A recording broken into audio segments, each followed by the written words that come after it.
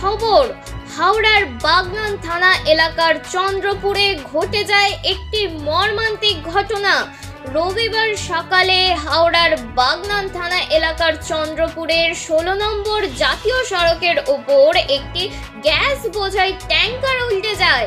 এই ঘটনায় ওই এলাকায় তীব্র আতঙ্ক তৈরি হয়েছে।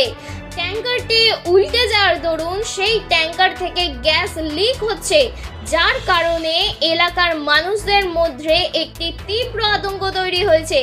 ঘটনাস্থল সামাল দিতে বাগনান থানার পুলিশ এবং দমকল ইতিমধ্যে এসে উপস্থিত হয়েছেন।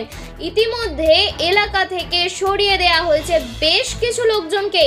জানা গিয়েছে এই দিন হলদিয়া থেকে মৌরিগ্রামমুখী ট্যাঙ্কারের চালক ঘুমিয়ে পড়ার দরুন এই ঘটনা।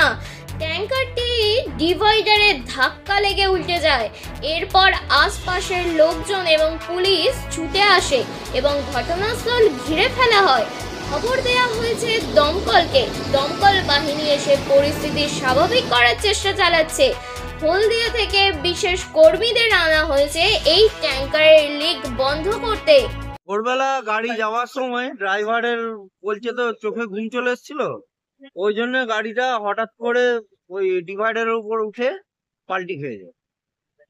আর সাইডে একটা লিকেজ হয়েছে, তখন তো ভালোই গ্যাস বেরিয়েছিল।